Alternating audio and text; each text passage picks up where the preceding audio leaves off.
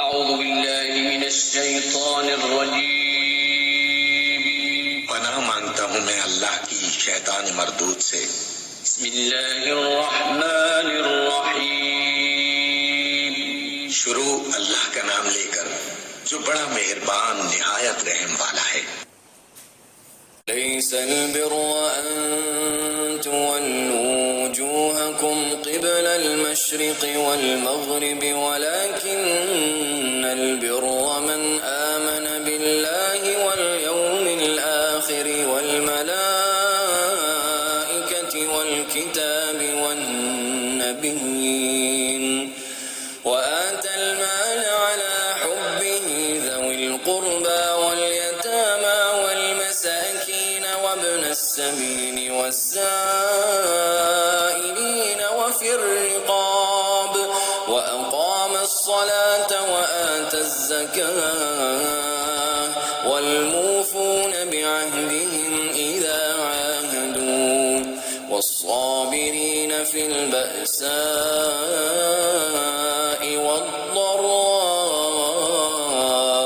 وحين البأس أولئك الذين صدقوا وأولئك هم المتقون يا أيها الذين آمنوا كتب عليكم القصاص في القتلى الحر بالحر والعبد بالعبد والأنثى بالأنثى فمن عفي له من أخيه شيء فاتباع بالمعروف وأداء إليه بإحسان ذلك تخفيف من ربكم ورحمة فمن اعتدى بعد ذلك فله عذاب أليم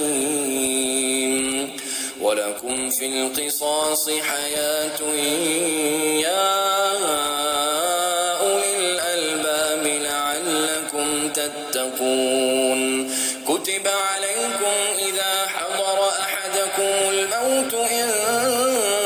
ترك خيرا الوصية للوالدين والأقربين بالمعروف حقا على المتقين۔ نیکی یہ نہیں ہے کہ تم نے اپنے چہرے مشرق کی طرف کر لیے یا مغرب کی طرف، بلکہ نیکی یہ ہے کہ آدمی اللہ کو اور یوم آخر اور ملائکہ کو اور اللہ کی نازل کی ہوئی کتاب اور اس کے پیغمبروں کو دل سے مانے اور اللہ کی محبت میں اپنا دل پسند مال رشتہ داروں اور یتیموں پر، مسکینوں اور مسافروں پر، مدد کے لیے ہاتھ پھیلانے والوں پر اور غلاموں کی رہائی پر خرچ کرے، نماز قائم کرے اور زکوٰۃ دے۔ اور نیک وہ لوگ ہیں کہ جب عہد کریں تو اسے وفا کریں اور تنگی و مصیبت کے وقت میں اور حق و باطل کی جنگ میں صبر کریں۔ یہ ہیں راست باز لوگ اور یہی لوگ متقی ہیں۔ اے لوگو جو ایمان لائے ہو، تمہارے لیے قتل کے مقدموں میں قصاص کا حکم لکھ دیا گیا ہے۔ آزاد آدمی نے قتل کیا ہو تو اس آزاد ہی سے بدلہ لیا جائے، غلام قاتل ہو تو وہ غلام ہی قتل کیا جائے، اور عورت اس جرم کی مرتکب ہو تو اس عورت ہی سے قصاص لیا جائے۔